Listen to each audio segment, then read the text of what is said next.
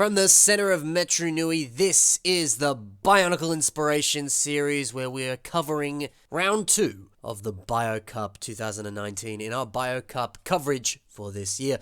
Round 2, of course, has come to an end, and now we're going to be covering some of my favorites that have been entered into this round.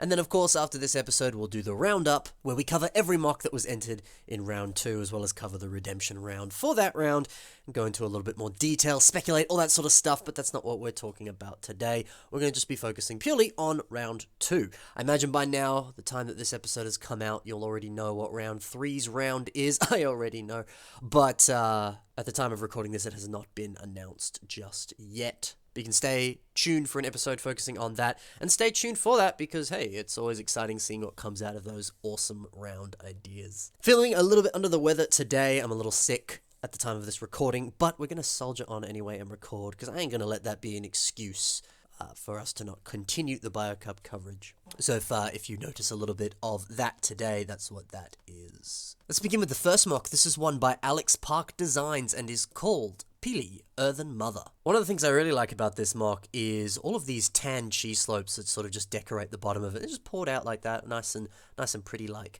But the little addition of putting the crab and the jewel inside that little clam there so effectively communicates that that's like a beach or like sort of the surrounding areas of an island. And of course this is according to the description from Alex Park Designs here, he says this is the Hawaiian goddess of volcanoes and the bearer of life.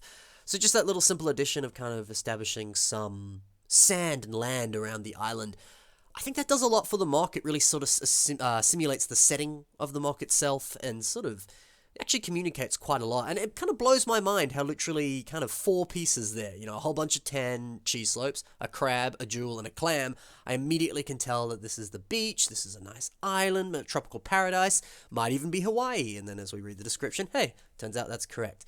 I think that's really cool, just the little things like that can really aid the little storytelling in your mock. I think that's super cool. Speaking of things that are super cool, I love the way that he's kind of made this sort of pseudo-mountain design, kind of making the dress of this mock almost resemble parts of a mountain, and then using those very large sort of curved slope pieces like that, and layering them in such a fashion that it does look like a sort of island, volcano, mountain thing. It's very fitting and a clever way of kind of playing with designs there. It looks a bit like a dress, looks a bit like a volcano, fits with the theme that he's got going on there. So it's got layers, you know, just like an onion and just like an ogre. It has layers, and that's working quite well for it. You know, multiple things communicating different stuff, but all feeding into one. It's really, really good stuff. Very advanced little techniques, I would say. There, I think it's pretty cool. Also, love the color blocking on this. The fact that all the lava trans orange pieces there is all sort of focused very much towards the top of this, as if it's sort of spewing out of the volcano itself. And then the fact that he has used some of these pieces that have that marbled trans orange sort of flowing into gold, so actually adding a few other gold pieces on there to sort of almost kind of resemble like shoulder armor of some kind. So again, multiple layers there, it's working well, and he's able to use those cooler pieces that aid the look that he's going for, but can also help introduce this cool accent color to the mock. It's really fitting and really cool. And I also quite love too, just at the bottom here, kind of where the dress or mountain bit turns into all the trans orange, those claw pieces there kind of looks like the lava is oozing out of the top of the volcano there. They're very, very fitting, very, very cool, communicating a lot. It's just awesome to see. And so from one volcano to the next one, we go to Kelvin Low and his volcano, which is simply called Volcano. Of course, I don't think I specified, by the way, if those of you are not aware, this round of the Bio-Cup is all about geological, natural disasters of some kind. Everyone was given their own sub-theme as well. And simply in the description here, Kelvin says this is built for the Bio-Cup, geological disasters, the volcano. So one thing I love about this is that smoke effect there. Very cool, using a whole bunch of those rounded plates and bricks like that, sort of layering them both in color and just sort of splattering them around like that. Very much does resemble a smoke effect. And I think that's cool here for what this mock is. It, of course, fits the idea well, but it also could kind of work on maybe your tower of fire. Maybe you've got some kind of steampunk tower even. You know, maybe they've got a smokestack barrel kind of coming out of their back and you want some smoke coming out of it. Or, yeah, your tower of fire is too hot to handle. and they've got some cool, smoke coming out of it or something like that. So maybe a smoke effect like this could be something that you could do yourself, and it's quite likely that you'd have a whole bunch of different pieces like that you could use to resemble smoke in some fashion, which is pretty cool. Also quite like how this mock also has some sort of flowing lava kind of coming out of it. I love the way that Kelvin has used those chain pieces there. I think those really are awesome because they kind of fall into the cracks in between all those CCBS shells there. So it really looks like the lava is just oozing out and flowing down the mountain like that. Super, super cool. I think that's a brilliant use of those chain pieces. And Kelvin even said in the comments, some other people were commenting on those chains, and Kelvin said his only regret is that he only had 2 of them. If he had more, he would have loved to have used them. And on the one hand, I agree with him because, man, adding a whole bunch more of those, that would have looked mint, that would have looked awesome. But I also love the fact that when I first saw it, I thought he was trying to communicate like a little dude out of that lava. I thought that the chains were 2 arms. He sort of had this like serpent tail for legs, and his head was sort of at the top there where the smoke is. And I was like, oh, that's kind of clever, like a little dude inside the mountain. So it's sort of, not only is it just an actual volcano, but it's also this guy that's sort of resting in the middle of it. And I'm like, that's pretty neat. I quite like that idea. So heck, maybe it was a bit of a blessing that you only had 2 of those pieces. And maybe that's something to think about. Maybe you'd be like, if only I had 1 more of this part. Maybe you can use it in a different way. And it turns out, actually, it kind of works that you only have that. Heck, I'm building a system mock at the moment, and that was the case. So working with a more sort of harder to get kind of color that I don't have a lot of. And I was determined to not have to bother doing a bricklink order to finish the mock. And I was like, okay, how am I going to do this? And I tried like multiple different ways, went around the house again, looked for a few more of them, didn't get enough to really get what I was going for. Then, okay, well, how can I turn this around? So I ended up flipping the pieces on their sides, creating some interesting angles, and I was able to kind of round it off. And honestly, I'm much more happier with the look that I got now than what I was originally intending on doing.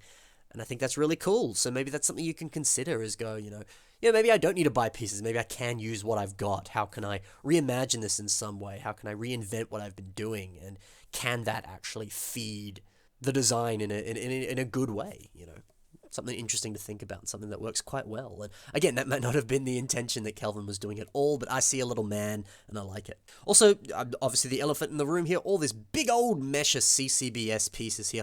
Hard to tell if those are actually connected, you just can't see from this one picture. But honestly, man, if they aren't, who cares? It still looks really nice. That said, I imagine they are connected. Would have probably been more difficult to actually just layer them like that to get it to look like a mountain, but it's always a fun thing to consider. Maybe you don't really care about how the mock looks from one specific angle, so you build it and you put it on your shelf when you're done, and you never have to look at it from the behind, because the behind looks like a hot mess, pun intended for this volcano here. But it's fine, because it looks cool from one angle. You don't need to look at it from behind, and you're all good. So yeah, really, really nice work, Kelvin. Great take on the theme. Let's move on to the next mock, which is by VB, and is called Phage Tree. Little story behind this guy. VB has written, suddenly viruses were no longer just making us sick.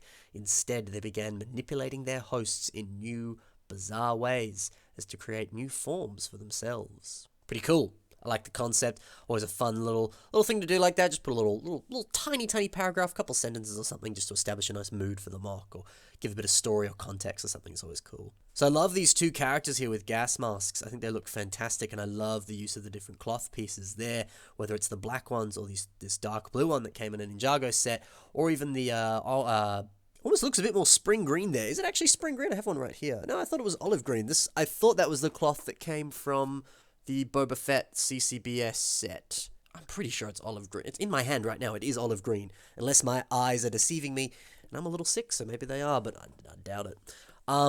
Regardless, though, I like the choices of color there. It's establishing this sort of sick and decayed world with the blacks and the dark blues and this olive green. They're kind of more desaturated kind of colors. They're a bit more dull and dark and kind of resemble sickness in some way, like a black plague or green germs or something like that, or just this dark, depressing blue.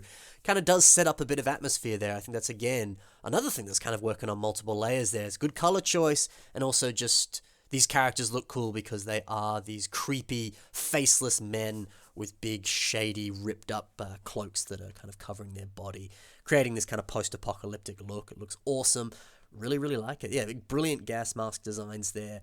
Using a lot of sort of smaller system pieces as well as some smaller Technic pieces, some boat studs and things like that.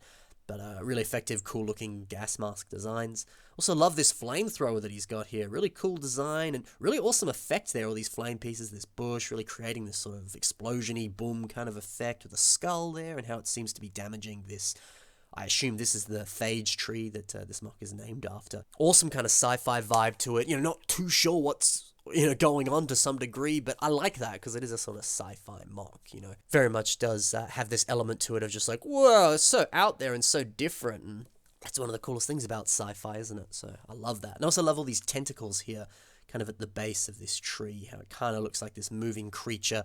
It's also a bit damaged or a little bit mutated by these viruses and things. Super, super cool. Lots to love about this mock, some really unique concepts, nice story that's being conveyed, and some excellent uses of color, and some nice effects and things. There's a lot going on this one. I like it. On to the next one by Sergei Rachmaninoff, and this is called Wildfire. Also, cool story behind this. I'll read his little description and then I'll read his little behind-the-scenes bit for this here. He said, "The wildfire devours the old forest, a disastrous destruction. Yet in the destruction there is rebirth. From the ashen aftermath, many plants relent in the cleansing flames will grow anew, and their thriving is the meal on which the ravenous wildfire will one day dine once more. It is the natural flux of a diverse ecosystem, an Ouroboros, which slays itself and brings itself to life." Very beautiful, very cool. His little description here, so his specific sub-theme was wildfire, and he was saying that he researched this phenomenon and discovered that in many natural habitats, wildfires are an integral part for biodiversity, for things to regrow. You kind of have to do some backburning and things like that. We do that a lot here in Australia. It's awesome. I think that's a really unique, cool take on the theme, and always something that's super cool to kind of do a bit of research, whether it's on the more science side of things or some more myth or legend side of things. We'll see that in a minute, of course.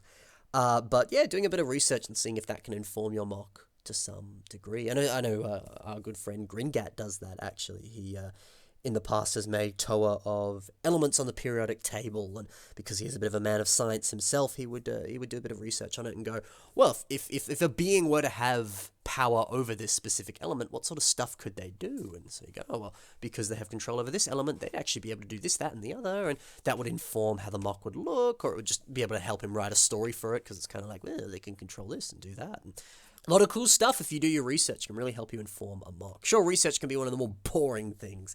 You just want to get building, right? But it can help a lot if you dedicate the time to doing so. That's for sure. And I always find that. There's multiple times I go, nope, I don't need to do a plan. I'm just rush into this mock, and then halfway through building, I'm like, what am I doing? Or I spend even just like 10 minutes just drawing a little sketch, doing a bit of research, looking up some other things, and I go, oh, cool, I'm better. And then I build a much better mock as a result. It's just how my process works. It's probably how your process might even work. Give it a try if you never have. If you do already, good job, I guess. Yeah. So there you go. Anyway. Love the color transition in this mock. Really, really cool to see red transition into trans orange, into dark red, into black, into dark green, into other colors of green and all that. You can see it for yourself. I don't need to repeat how it looks. But I love that. Really beautiful organic transition between those colors. They very much flow one into the other. It looks very, very nice. And also just that sort of continuous circle there of the dragon kind of eating its own tail. Very much feeds into the story we were just reading about and just talking about. I love that. So again, multiple layers here. I really, really like that. The fact that, one, it's eating itself, the colors are feeding into each other and transitioning and working, and it's feeding into the story. We got layers, man. Not only does it look cool, but it's got a story behind it, and it's got justification for what it's doing, and that's awesome. That's really what can make a mock stand out. And like we're seeing here with all of these mocks, it's what gets you into later rounds of Bio-Cup, man. So if that's something you want to do, that's something maybe to consider for next year's Bio-Cup. Love, of course, all the flame pieces as well as the plant pieces here for being very system-heavy pieces that you never really saw in Bionicle sets. They work quite well for a Bionicle if you use them right, and I think this mock very much uses them right, so nice work there. Sergei, I love what you have done. On to the final mock. This is by Jack Frost and is called Namazu. So this guy's sub-theme was geological disasters. And now this, we were talking before about basing stuff off of science and things like that, doing a bit of research. This is going to the more myth and legend side of things, and he's saying that this was based on Namazu, which is a Japanese mythology, which is in Japanese mythology. It's a giant catfish that lived in the mud beneath the islands of Japan, and it would cause earthquakes when it thrashed its body. Really cool. I like that idea, and especially dipping into a bit of myth and legend, seeing what you can learn and stuff like that. It can always be fun, and plus too, sometimes reading myths and legends, it's story time with yourself. It's a fun thing to do. I mean, heck, when was the last time someone read a story to you? Yeah, you always enjoyed that when you're a bit younger, I'm sure, so maybe it's time to read yourself a story. Or sit down with some friends and read some myth or legend, watch some movies, whatever, and see if that informs a mock. You never know, it might just do that. So I love that fact there, just in terms of the process behind this mock, doing a bit of research and letting that inform the mock, something to learn for sure in that. Love the mouth design on this guy, using those tail pieces like that, giving this funny, derpy little mouth design there. I think it's super cute and looks great. Also great to see some Mixel eyes being used here. I always look at those pieces and I go, I have so many of these because I bought a lot of the Mixel sets, but I'm never going to be able to use these Mixel eyes. And yet I see a mock like this and I go, well, there's a great way to use some Mixel eyes. Why not do that in the future? Just more a note for myself, but it could be a note for you as well if you've got a few Mixel eyes lying around like that. They're perfect for a Rahi or a fish mock like this or something like that. Works well. Also, great part use there for the fin pieces, using those fiery pieces that came on some old Chima sets, whether those were the CCBS sets or the actual typical Chima system sets. I always thought those would look great for, actual fire pieces and stuff like that. But then seeing them being used here as actual fins on a fish, I would have gone, man, using fire pieces on a fish, on an underwater creature, you can't do that. And yet this mock has proven me wrong. I think it looks fantastic, and it works well. I haven't actually Googled what Namazu, I'm saying that right, wasn't it? Namazu, I haven't actually Googled what he looks. I'm gonna do that now. Namazu. What does he look like? He looks adorable from what I'm Googling. Yeah, I mean, he just looks like a giant catfish. He looks pretty cool. Some stuff I'm seeing kind of does resemble a little bit, like some of the art has fire and stuff on him there. So, again, actually really cool, kind of basing it off certain sketches and things of him. Those fire pieces seem exceedingly fitting for this kind of thing. So, there you go. Even more stuff feeding things and working well together to inform a mock for you. So, there's a pathway to go if you're a little stuck on what to build, whether that's for Bio-Cup or your own stuff. And of course, I hope that people watching, even if you're not entering Bio-Cup, you're still watching along for the little tips and tidbits that you can get in this episode, because that's just the way it is, isn't it? Before we wrap up, just want to quickly say this. I'll probably say it again in a future episode, just because I had a bit of confusion about it on a few posts. Some people are like, hey, what's this Bio-Cup thing? How do I enter it? Now, I've not really responded to a lot of those comments, because for the most part, I've already explained that in some videos, so there's not much of a point repeating myself, but I'll say it again now, just quickly. The Bio-Cup is a contest that happens sort of once a year, for those of you who don't know. If you do know, this is the end of the episode, so feel free to just hang up here. Thanks for watching. But the Bio-Cup, yeah, it's a once-a-year contest, one of the biggest and best. I tend to cover it every year, depending on just how busy I am. Most of the time, I've been covering it for the last 2 years now. You gotta enter in the preliminary original rounds, though, and then if you win from that, you can continue on into future rounds. So sadly, at this point in time, it is far too late to enter. However, of course, it's a great time. You're going to see a lot of awesome mocks coming out of it, and some really cool stimuluses for mocks, as well as rounds and themes get introduced and announced. And at the end, we'll see who is the winner for that year. It's an exciting and cool time, that's for sure. So there you go. That is the Bio-Cup. And that is this episode. So if you're still with us, thanks for watching. Hope you very much enjoyed it. Like I said, you'll have the roundup soon, and you'll also have the next episode, which will that is Bio-Cup related. That'll feature whatever the next theme is for the next round of the contest. And of course, you get your regular scheduled Bionicle Inspiration Series episode on Saturday. We'll see you then. Happy building. Bye for now. See you in the next episode.